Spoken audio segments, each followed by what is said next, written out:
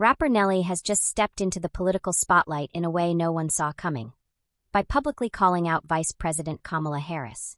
And he's not sugarcoating anything.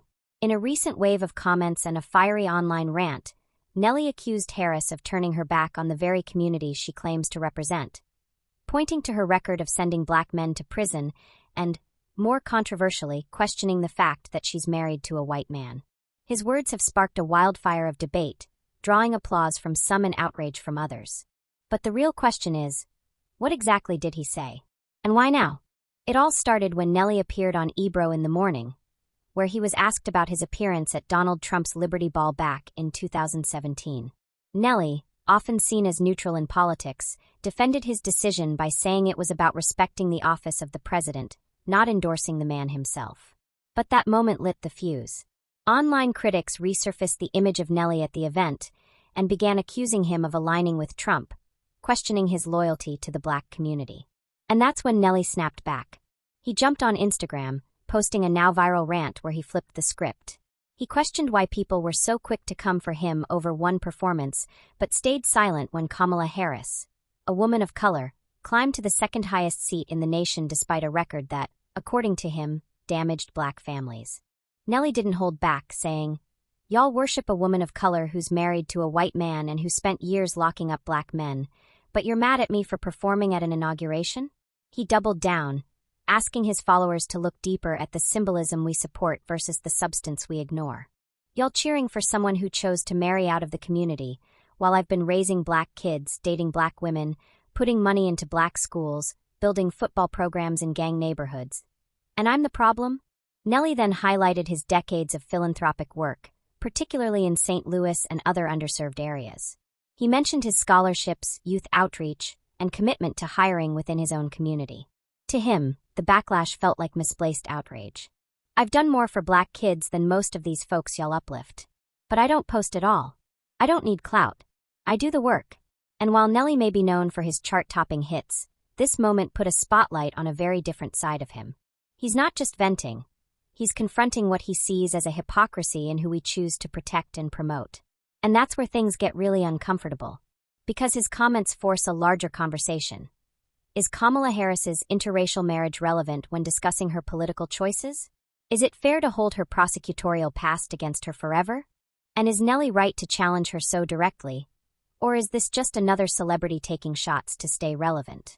The internet wasted no time picking sides. Supporters of Nelly flooded his comment section with applause emojis, praise for speaking truth, and comments like, "We need more black men saying what others are scared to." Meanwhile, critics accused him of using Harris's marriage to distract from real policy issues. Some labeled his comments misogynistic, saying he was tearing down a powerful black woman over personal choices that have nothing to do with her job performance. But then again, Nelly wasn't just talking about Kamala's husband. He made it very clear that his biggest issue was her record. As a former district attorney and attorney general of California, Harris has faced long-standing criticism for being tough on crime, specifically in ways that disproportionately impacted black and brown men. While she has since evolved her stance and advocated for criminal justice reform, that history still lingers. And this is where Nelly's point hits hardest. He's asking, why is someone who actively contributed to mass incarceration celebrated as a symbol of black progress, while someone like him, who's stayed grounded in his community, is dismissed the moment he steps outside the political line? There's no easy answer to that. The lines between politics, identity, and loyalty are blurrier than ever. And while Nelly's delivery may be blunt, even inflammatory, the questions he's raising aren't new. They've just rarely been asked this publicly by someone in his position. It also raises questions about who gets to critique whom in today's climate. Should artists and entertainers have the space to call out political leaders? Or does their lack of policy experience disqualify them from those conversations? And more importantly, does calling out someone's interracial marriage cross a line, or is it part of a larger pattern of questioning authenticity and representation? Nelly's comments have sparked debate not just about Kamala Harris, but about black identity, interracial relationships, the justice system, and accountability. He's put himself on the line, knowing full well the backlash was coming. But he stood his ground. And now, with media outlets covering the controversy, political commentators weighing in, and social media ablaze with opinion, It's clear that Nelly has done more than just make a statement. He's cracked open a conversation that many people weren't ready to have. Whether you agree with him or not, you can't deny that Nelly's message struck a nerve. He didn't tiptoe around his opinions. He spoke like a man fed up with double standards and false narratives.